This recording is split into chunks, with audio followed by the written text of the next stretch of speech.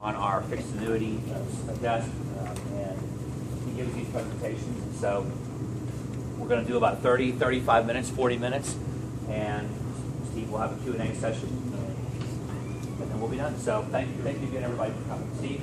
Great. Thank you guys very much. Can everybody hear me back there? Perfect. Perfect. The one thing my mom gave me, it was a very loud voice at times, so that I want to thank her for that. My name is Steve Ledner.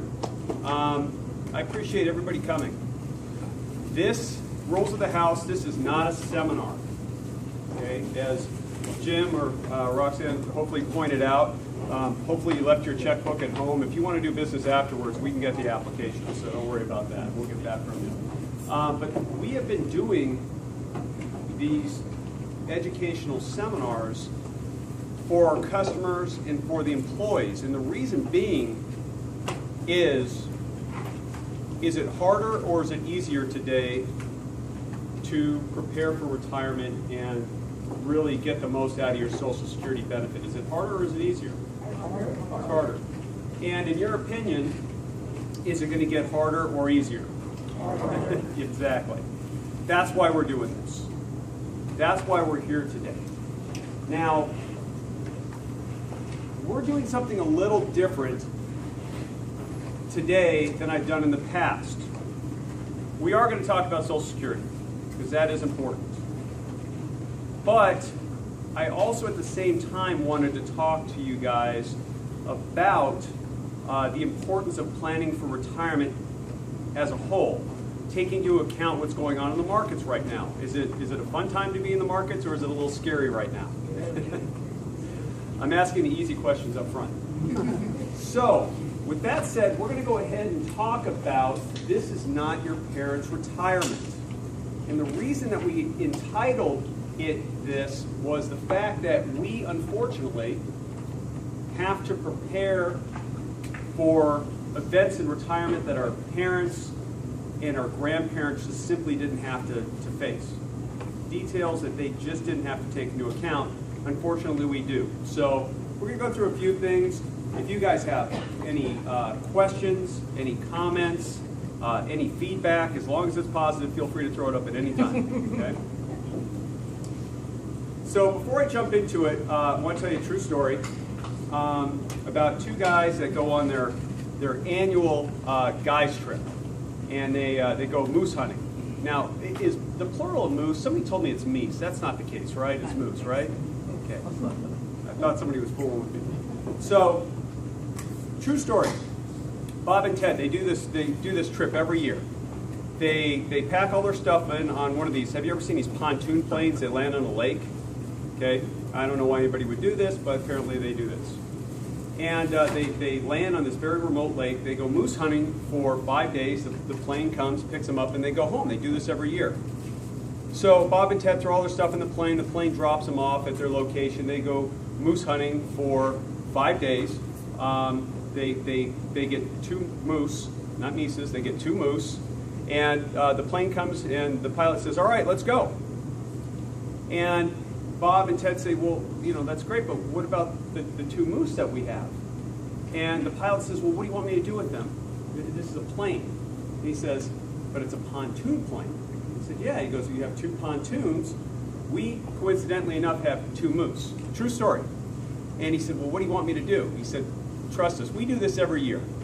You take the 1 moose, you tie it on the 1 pontoon. You take the other moose, you tie it on the other pontoon. You throw everything in the plane, you get as far back on the lake as possible, you gun it, we go home." Pilot says it'll never work. Bob and Ted said, "Trust us, we do this every year." True story. So they throw everything on the plane, they get as far back, I can tell you think I'm lying. Get as far back on the lake as possible, pilot hits it. And they're going and going and going, the plane's not taking off, they're going at the very end of the lake, the plane starts to take off, boom, they hit a tree, and there's just plane parts and moose meat everywhere. True story. So Bob wakes up, he's in a tree. He's in a tree. "Ted, where are you?" Ted wakes up, he's at the side of the lake. He says, "I'm down here." Bob says, "Where are we?" He looks around and says, "Well, best I can tell, about 100 yards further than last year." True story. Nobody ever asked how the pilot's doing. I'm just saying. There is a purpose for this true story, and that's the fact that we tend not to look at lessons in the past and extrapolate them into the future. Have we known, or do we know, if Social Security is in trouble? Okay? It is. It is. Do we know that the markets go up and down and we need to protect ourselves? We do. Yet we tend not to look at this comprehensively like we should when it comes time to retirement and to plan for retirement. That's what we're here for today. Now, in terms of Social Security, it is a fact that it's getting tougher and tougher to plan for. If I wanted to go down to the Social Security Administration and I wanted somebody to maximize my benefit, assuming they're not furloughed, could I go down and ask them to maximize my benefit? Well, I can go ask. I can go ask. I may not like the answer. If they have the funding for it, they will drop a handbook on my lap that is 27 chapters thick, 2,728 rules. It is called the Social Security Handbook. They will ask you to go through that to maximize your benefit. And I am here to tell you, by the time you read it, decipher it, and put together a plan, you will be dead. It will not help you. We have a tool in-house that we got in January at Allstate. We use it for our customers. We use it for our employees. We don't charge for it. There's no obligation. I am going to encourage everybody to sign up with Jim to do this. It is the best tool I've seen in my 20-plus years in the industry.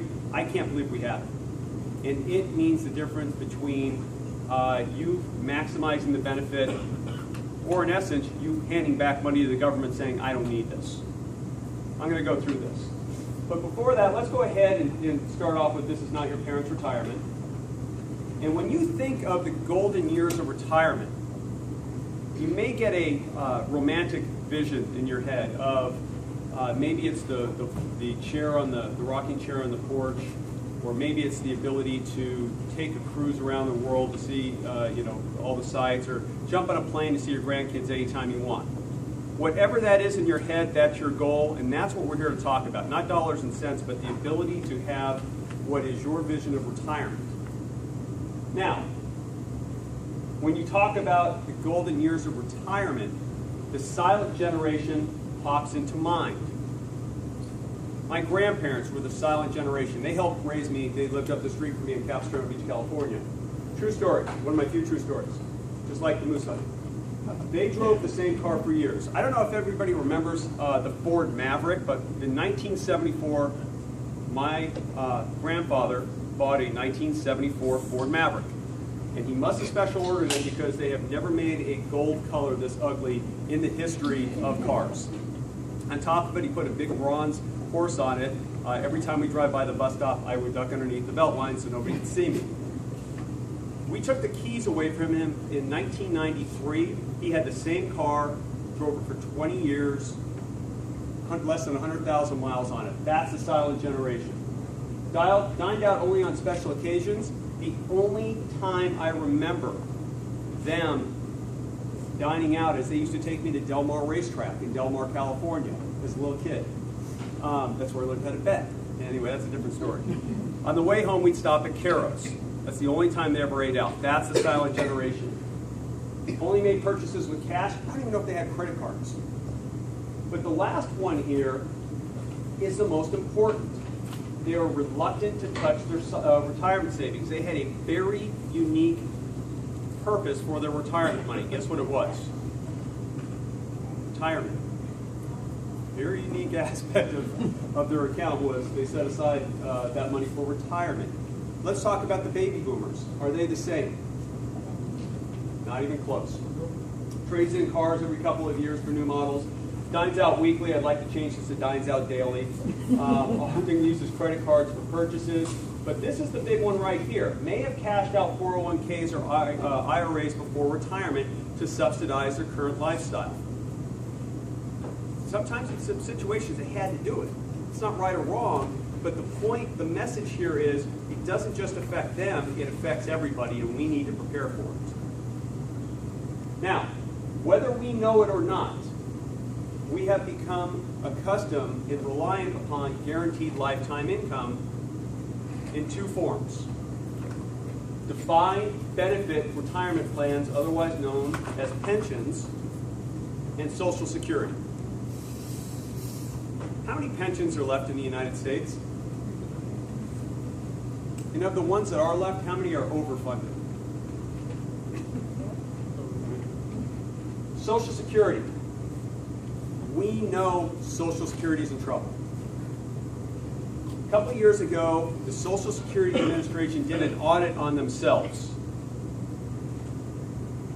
And it came back that they are going to run out of money in 2036. We know it for a fact, they said. Then last year they came back and said, oops, we meant 2033. It's going in the wrong direction. We need to prepare ourselves, and what I tell people is, this is not our parents' or grandparents' retirement anymore.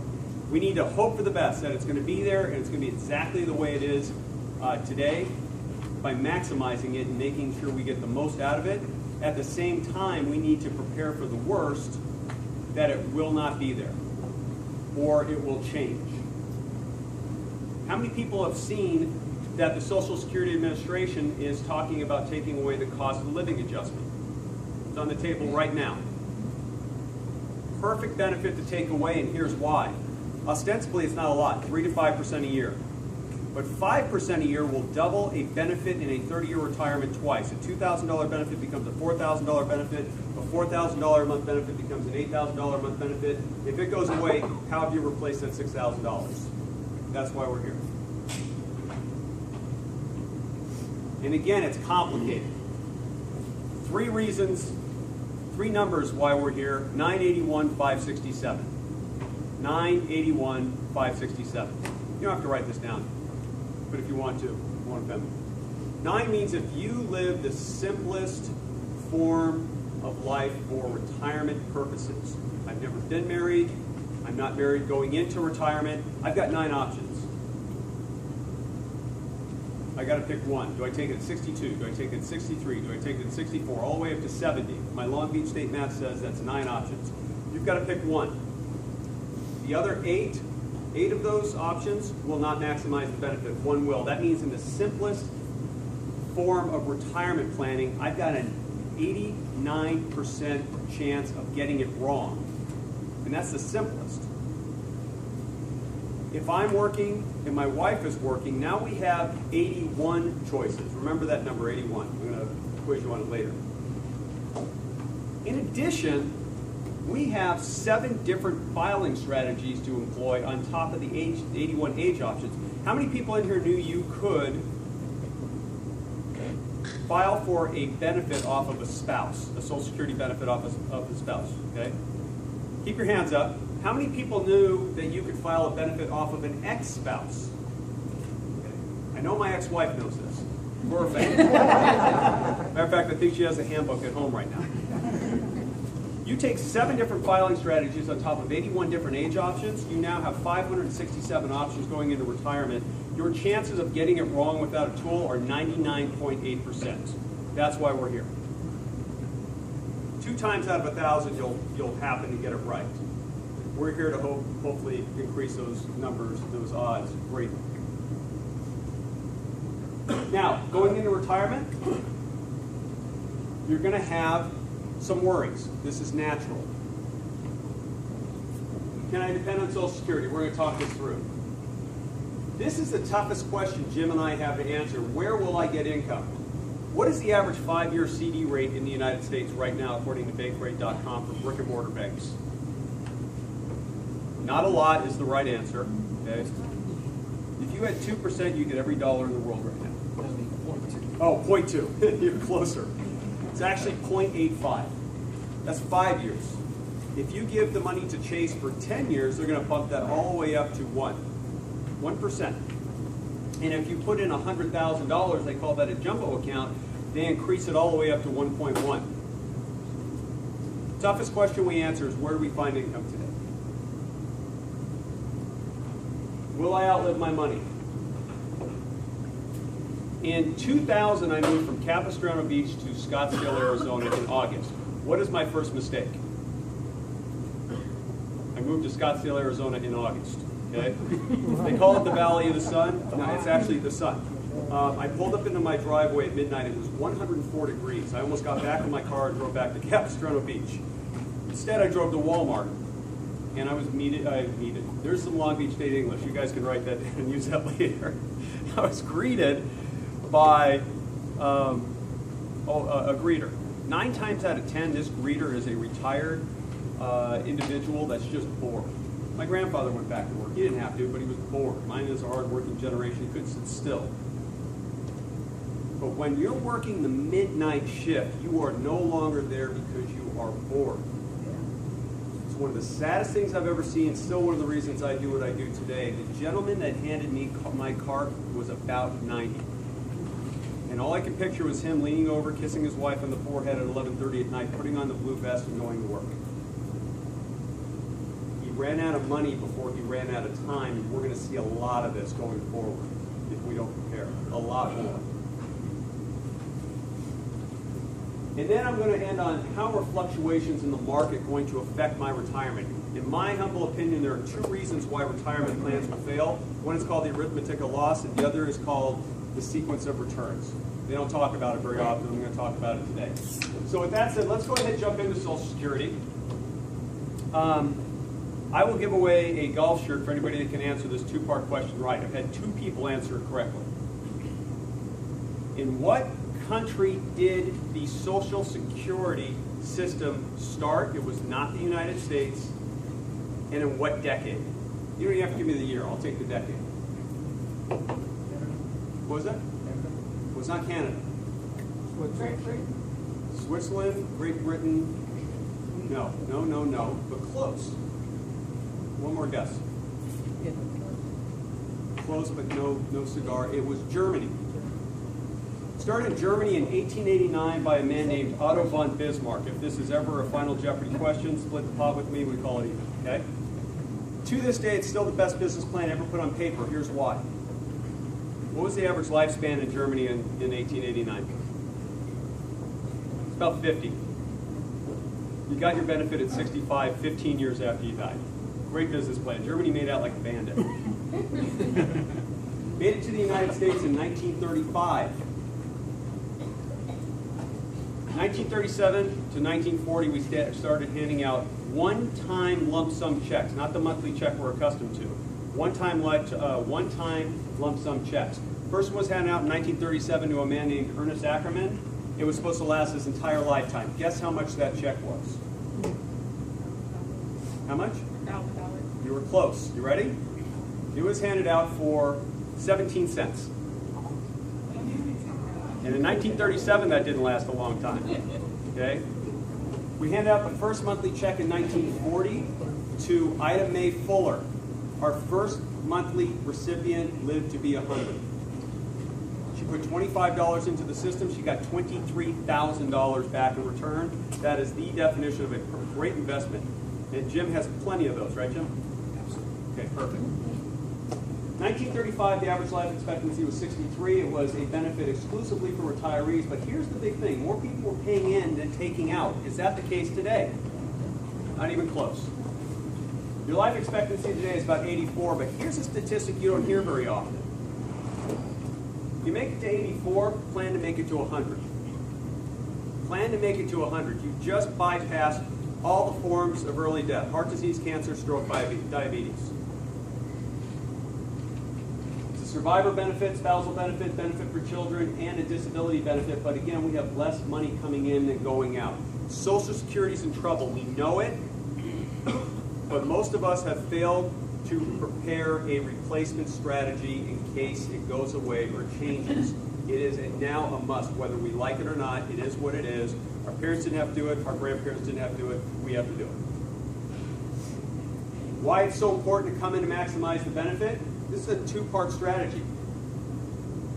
4 out of $10 on average in retirement come from Social Security. If we do not maximize this, we're saying to the government, take it, we don't need it. And we're not talking about 10 or 20 or 100 or even $1,000. I'm going to show you how much this is. Once we maximize it and take it, that's half the battle. Now we need to build around it with a replacement strategy. How hard would it be to replace? The maximum benefit's about $2,600 a month right now with the cost of living adjustments. But let's, for easy math, say it's $2,500. What's the average 5-year CD again? Let's say it's 1 for easy math. Again, I went to Long Beach today to try to keep things easy. If it's 5%, if we can find something paying a 5% income stream, we need a $600,000 asset just to replace Social Security. At 1%, be prepared to have $3 million in the bank just to replace Social Security. It is incumbent upon us, that's why we're here, to talk to you about this, so you can get going on this replacement strategy, guaranteed lifetime income, for all intents and purposes, ensuring your retirement asset, your retirement income against exhaustion in case something happens.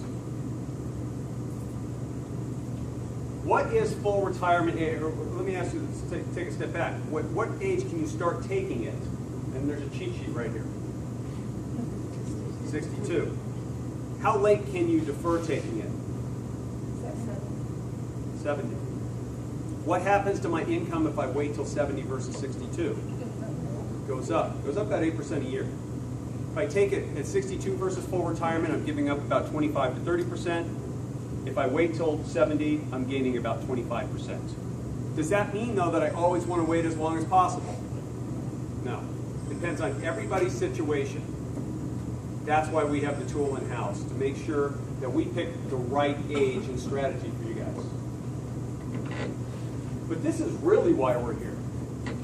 Compared to previous generations, we are living much, much, much longer lives.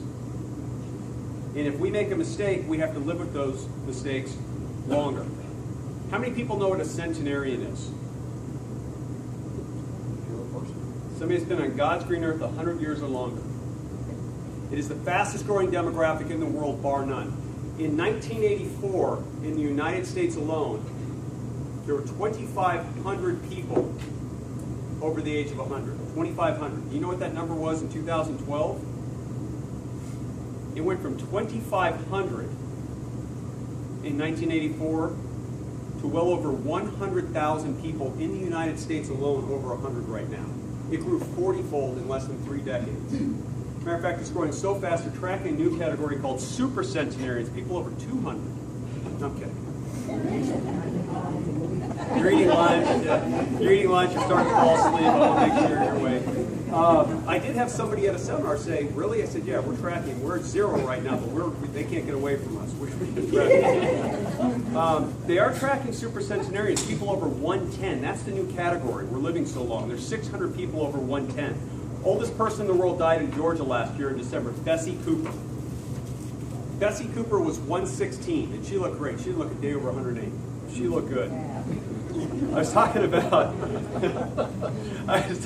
how Bessie was doing so well, and she died the next week. And I might be up on charges, I'm not sure. But thinking about this, Bessie Cooper 50 years ago, 1963, the year JFK died, the year before the Beatles came here, Bessie Cooper was already approaching 70. If you would have walked up to Bessie Cooper at 63 and said, you've got 50 more years to live, people would have thought you were crazy.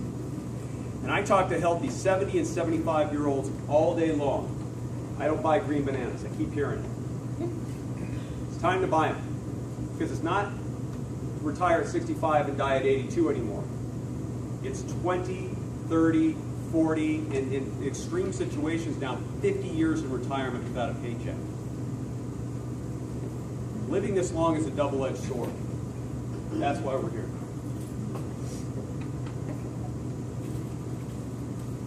Finishing up on Social Security, if your spouse or ex-spouse has a benefit twice yours, you may want to file something called a restricted application, getting half of their benefit. We can help you with that. In addition, if you are divorced and the marriage lasted at least 10 years, the divorce has lasted at least 2 years, you may be entitled to that ex's benefit. We can help you with that. And if you're still working and not a full retirement age, do you want to continue to work? We can help you with that. Here's why. This number right here, 14,640, is what we call the Social Security threshold for income, which means for every dollar I earn over this before full retirement, my benefit is reduced by 50 cents. So if I make $10,000 more than this, my benefit is reduced by $5,000. Do I want to work or do I want to claim Social Security? That's why we're here. In addition, how many people knew that their benefit could be taxed? You didn't think the government was going to let that one go, right? Matter of fact, up to 85% of your benefit can be taxed in ordinary income rates. This is stuff we have to put into the decision along with 567 possibly options. That's why we're here. That's the part on Social Security I wanted to talk through today. Are there any questions? Keeping in mind, I know this is going to sound counterintuitive, my job's not to make everybody in here experts or even answer all your questions. My job is threefold. What questions do I ask? Where do I ask them? And how do I maximize the benefit? If the question is, am I eligible or what is my benefit? That's Social Security. If my question is, should I take it? That's Jim Mayshaw. And where do I maximize it? Again, that's with our tool. Now, that's Social Security. I want to end up on why I think retirement plans are going to fail. 2 reasons. The arithmetic of loss. If I've got 20, 25 years to retirement, and I have a big loss in my portfolio, is that a big deal? I probably have time to make it up. Maybe, maybe not. But if I'm within 5 or 10 years of retirement, our friends over at Prudential coined it perfectly. That's the retirement red zone. That's where you need to start looking at more downside protection possibly than worrying about the big spikes in the market. I've got to protect what I have because if I don't have enough money to retire, I've got 3 questions. I've got to answer. 1, do I postpone retirement? Do I retire when I was going to retire and take less money, sacrifice my standard of living? Or do I retire when I was going to retire, run out of money, wear a blue vest at 85 years of age? Very, very important. The closer we get to retirement, the more importance we put on downside protection. Here's why. The arithmetic of loss says for every loss I have, percentage-wise, I need a bigger gain just to get back to even. If I have a 5% loss, in your opinion, what gain do I need next year just to get back to even? This is the audience participation part of the program. 10%. That's what I guessed. I was wrong. That's a great guess. On a small gain, it's 5.2 in this situation. But the more the loss, this grows exponentially. Let's assume we have a 50% loss. And I can make a case for the Dow jumping and doubling tomorrow. I can make the same case for it being cut in half. It just takes an idiot in North Korea shooting off a test missile or Italy saying, I don't want to be part of the European currency anymore. I can make the case both ways. If I have a 50% loss, this has happened recently. How many people remember the 40% off sale we had in the S&P 500 in 2008? Okay? What percent gain do I need to get back to even? Ready? 50% down means I now need a 100% gain just to get back to where I was before. Jim, how many 100% markets have we had? So you need 45 years on this earth. 45? I thought you were 30. A lot of people say that. Again, I got 20, 25, 30 years to retirement, not a big deal. The closer I get to retirement, though, I've got to worry about this. In addition, we have the sequence of returns. I'm not crazy about these slides, so I want to talk them through. The sequence of returns states that depending on what part of the retirement process I'm in, be it preparing for retirement or actually taking money out, I can ill afford a big gain at a certain time. Example, I'm putting money in, I got 15 years to retirement, I'm just putting it in and letting it sit, I'm not going to need it, I'm not going to take an income for 15 years. When can I least afford to have a big loss? First year, 7th year, 15th year, it doesn't matter. What do you think? 15? Okay. Good guesses. This is a trick question. It doesn't matter. If you put it in and don't take it, you're going to get the same return. Unfortunately, what this does is it gives people a false sense of security. I survived 2000 through 2002. I can do this. But now you get to the point where you're taking your income. Now you're taking your income. When can I afford the big loss? First, 7th, 15th? I'm going to take away, doesn't matter. When do you think you can afford that big loss? At least afford that big loss? First year. Great answer. The sequence of returns states that if I start taking money out and there's a big loss, I'm doomed. Historically, I will not recover. And if the loss is spread out like 2000, 2001, 2002, the impact is even greater. This is going to kill a lot of retirement. There's only two ways around this. First is a little tough. You've got to have a crystal ball and know when the bad market's coming. If you have one, I would like to borrow it. Super Bowl's coming up. Two, you better have your income in retirement insured. You better have guaranteed lifetime income that does not depend on an account value going up or down after retirement. There's only two ways around it. The arithmetical loss and the sequence of returns are dangerous. We don't talk about it enough. Now, we talk about the impact of living longer. We got identical twins, Tommy and Tammy. They look alike. Okay. Tommy believes he's going to live to 80. Tammy reads the USA Today. Hey, I'm going to live, close to 100. I read the USA Today. I know what's going on with these centenarians. They inherit $1 million. They plan accordingly.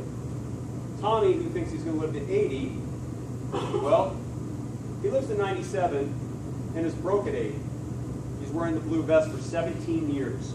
Tammy, on the other hand, prepares to live to 97, dies at 80, and leaves almost $650,000 to her heirs. The message here is you have to have a realistic time frame for what is going on now. We are living longer. It's not 15 or 17 years anymore. Two more slides before I show you the tool and let you go. It's one of my favorite statistics. How many people here have insurance on their home in case there is a fire? Okay. If not, I know who you can talk to. Okay. I don't want to see a show of hands, but in your head, how many people have insurance on their retirement income in case of to prepare for exhaustion of those funds? How many people have insured their retirement income? Because you can now do that. Here's the ironic part of this. You are 20 times more likely to run out of money in retirement than your house catches on fire, yet we all insure our homes. Very few people insure their income. Food for thought. And finally, my favorite slide. And this shows the importance of having a good financial specialist in your corner. This is Jim's unpaid commercial. I've been in the industry well over 20 years, worked with well over 10,000 financial specialists. There's a handful I'd send my mom or my stepdad to if they moved to Texas. I'd send them to Jim in a heartbeat. Highest compliment I can get. But if it's not Jim, it's somebody you know and trust that knows this. Our friends over at MetLife a few years back did what's called a retirement IQ